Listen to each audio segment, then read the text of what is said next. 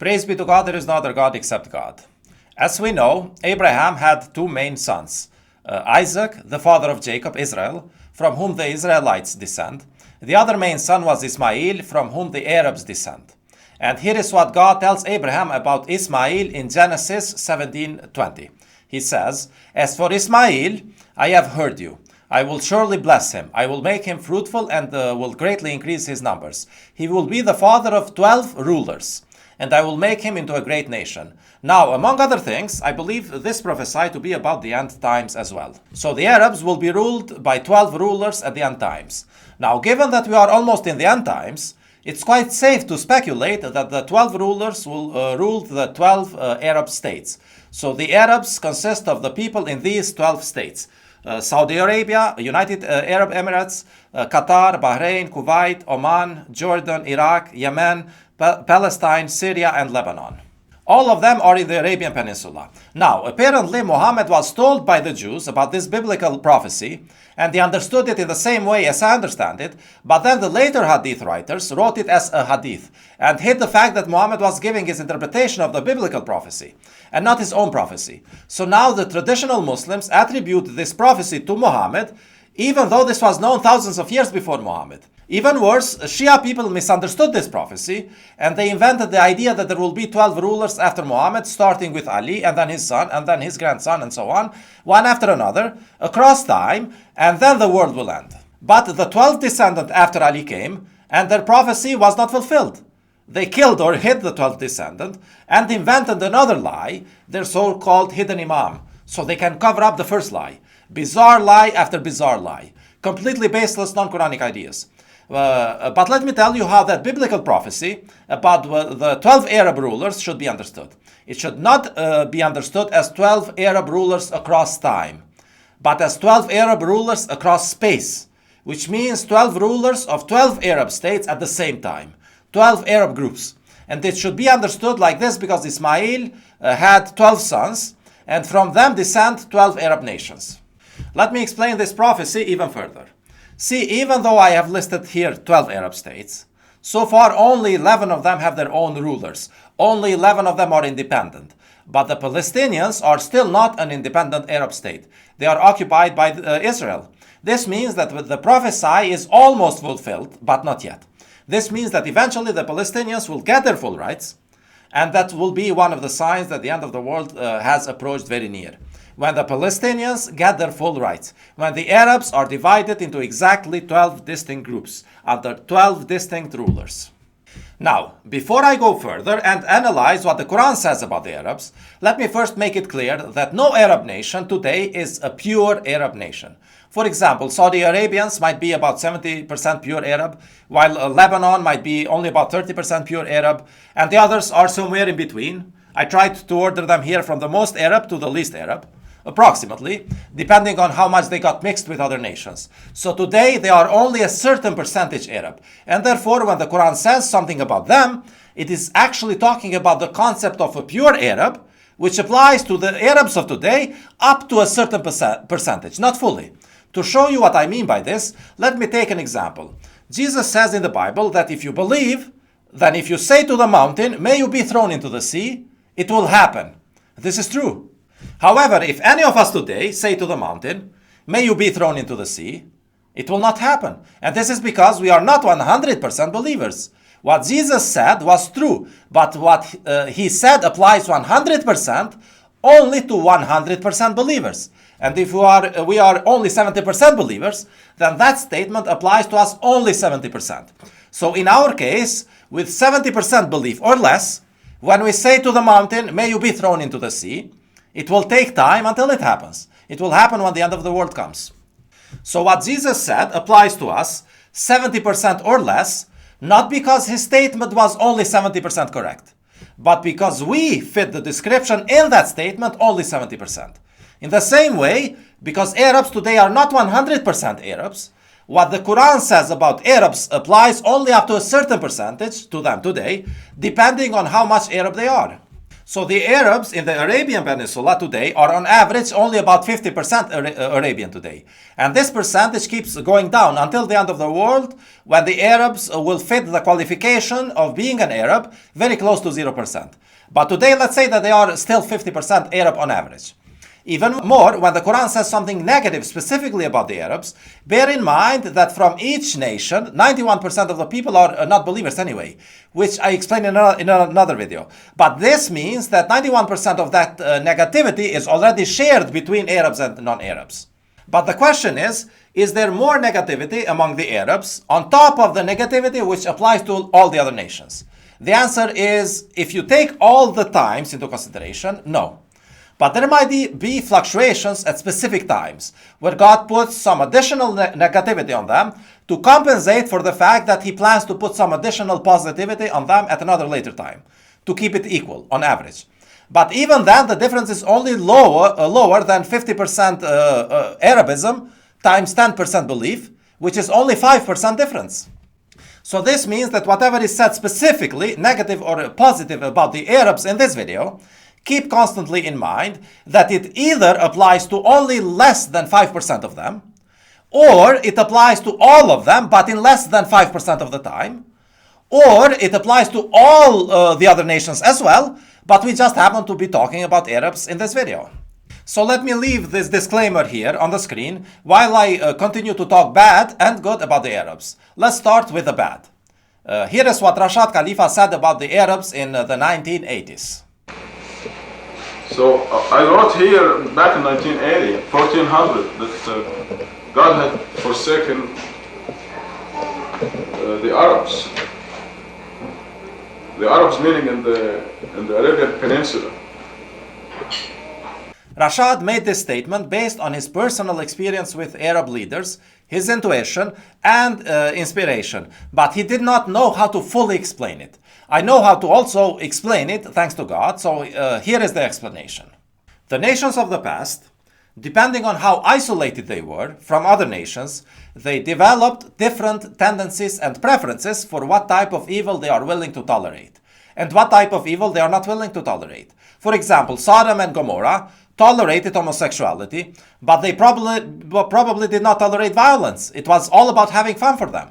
On the other hand, Pharaoh, who was also evil, he tolerated violence against the children of Israel, but very likely he did not tolerate homosexuality. To him, it was not about having fun. To him, it was about having power. However, as civilizations developed and nations communicated with and traded with one another, their evil preferences became more shared and less unique. But until recently, a tiny evil uniqueness remained among each of them, cultural differences. For example, the evil Africans of the past had a tendency to tolerate some kinds of property-oriented evils. The evil Asians of the past had a tendency to tolerate some kinds of family-oriented evils. The evil Europeans of the past had a tendency to tolerate some kinds of nationality-oriented evils. And the evil Jews of the past had a tendency to tolerate some kinds of globally or ideologically oriented evils. But what about the Arabs? The evil Arabs had a tendency to tolerate some kinds of religiously oriented evils. And this is where it gets complicated with the Arabs. Here is why. While the other nations, when they wanted to be evil, they decided to give up on religion, Arabs in general, when they decided to be evil, they were still locked inside the religion. And this is because in verse 43:28, God promises to keep the religious rituals of Abraham preserved through the descendants of Abraham, the Arabs. So the Arabs were God's tool to protect the religious rituals. But they were not better in faith than the other people, on average.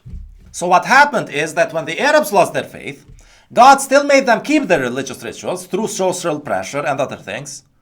So they still continued to observe the contact prayer and give the zakat, as they have always done as a group traditionally. To them, those rituals are just an intrinsic part of being an Arab. In fact, until recently, they did not even distinguish between religion and nation. The word religion is a Western idea. Arabs called themselves a Muslim Ummah, which means Muslim nation. So they did not perceive Islam as a religion, but as a nation. They did not see sufficient distinction between religion and nationality. So to Arabs in the Arabian Peninsula, being an Arab and being a Muslim was pretty much the same thing.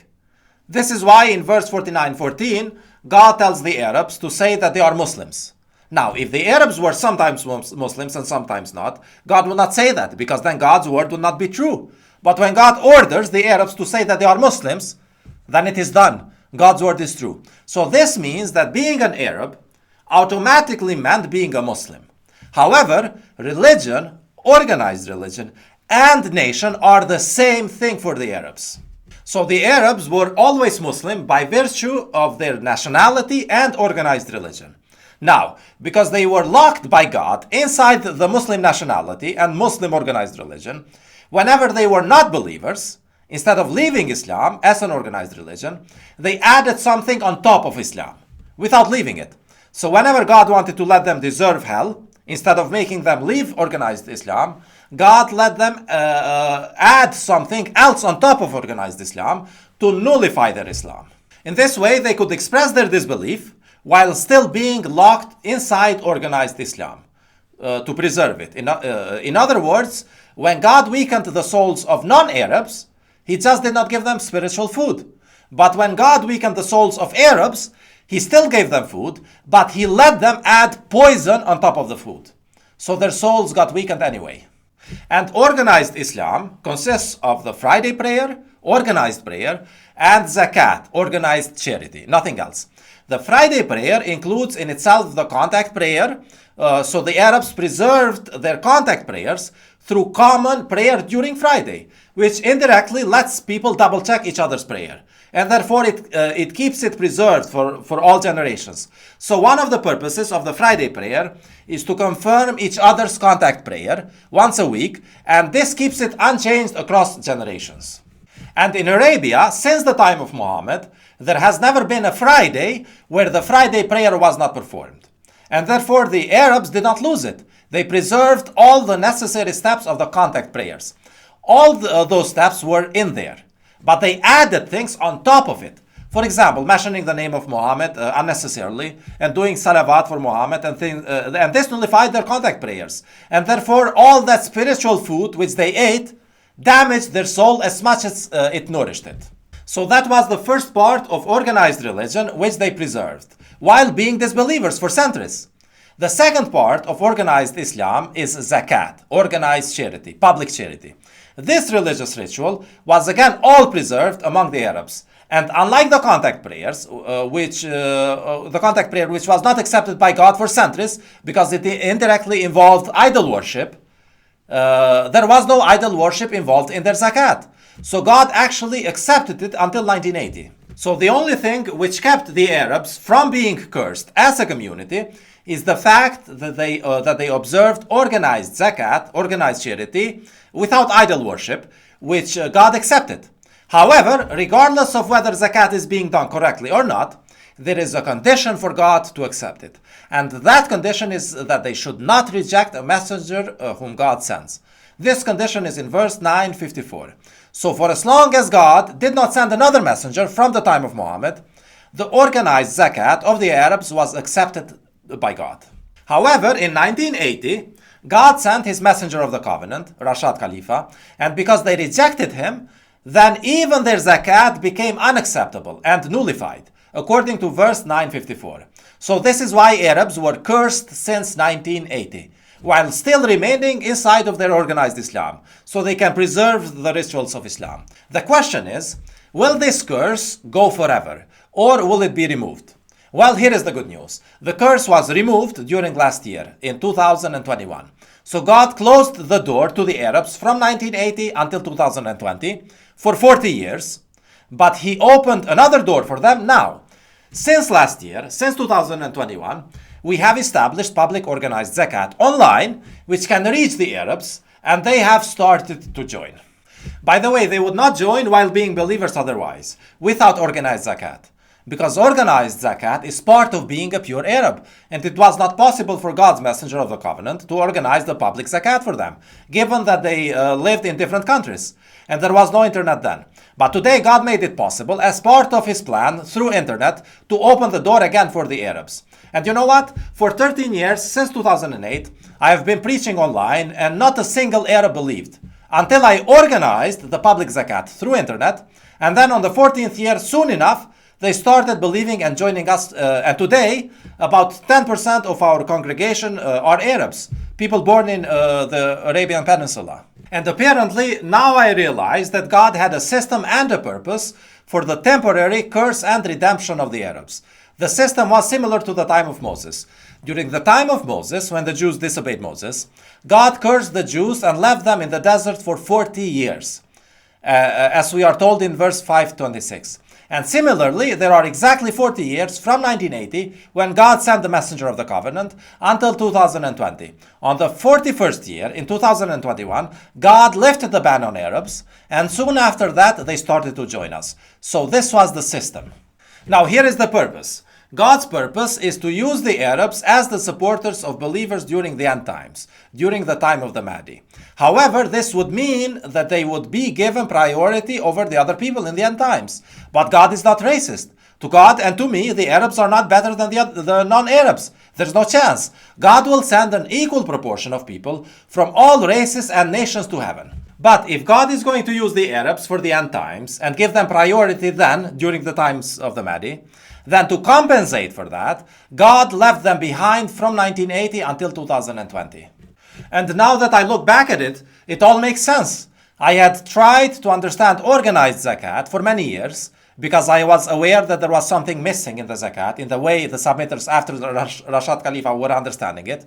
I had tried to find the solution for many years, and God only allowed me to find the solution in 2021. This is exactly when God removed the ban on Arabs. However, there is one slight change. In the past, had the Arabs accepted Rashad as God's messenger of the covenant, God and Rashad would have given the Arabs priority to organize the zakat due to their geographical centrality. But they rejected him, so now they lost that chance. Now internet has made geographical centrality obsolete when it comes to zakat, and God has appointed me to organize it, and I will delegate that priority to the congregation directors, which I choose, regardless of the nationality, Arab or non-Arab, as prescribed by the Quran. One more thing, a message to the Arabs. Since the ban on you has been removed by God, let me also remind you about a hidden danger if you're an Arab. Because you are destined to be submitters anyway, it is harder for you to know whether you have been truly guided or whether God is just using you to fulfill his plan to preserve the organized religious rituals. In other words, as an Arab among us, you are more likely to turn into a hypocrite, which is mentioned in verse 997.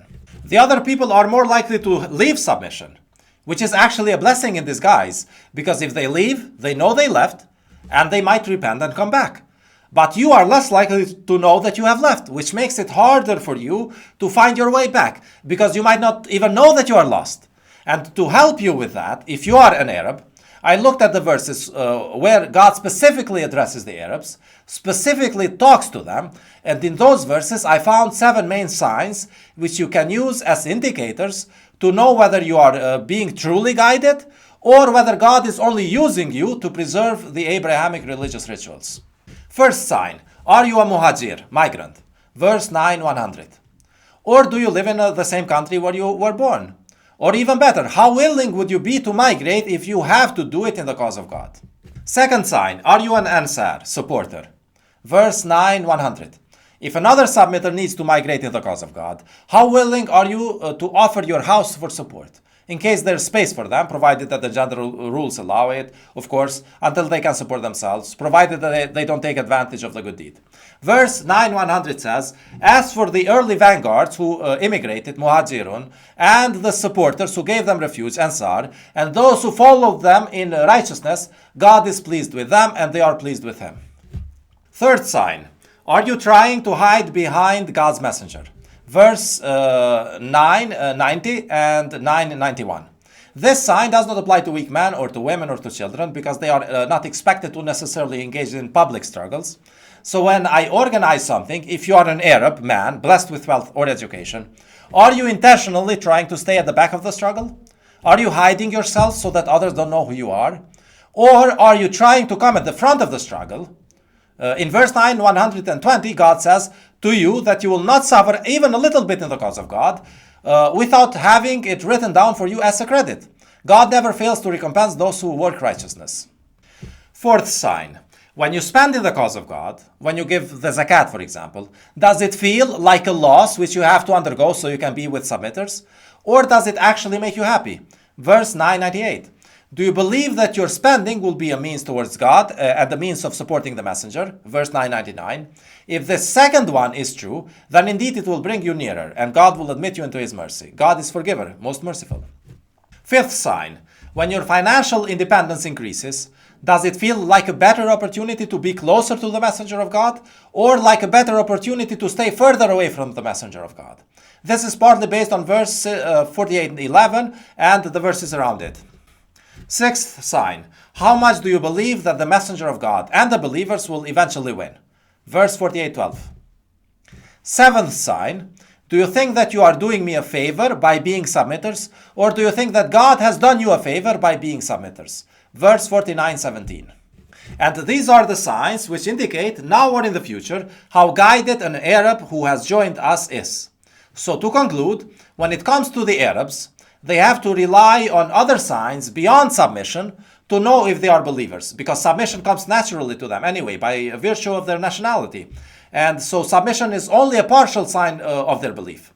But when it comes to the non-Arabs, submission is one of the biggest signs of their belief.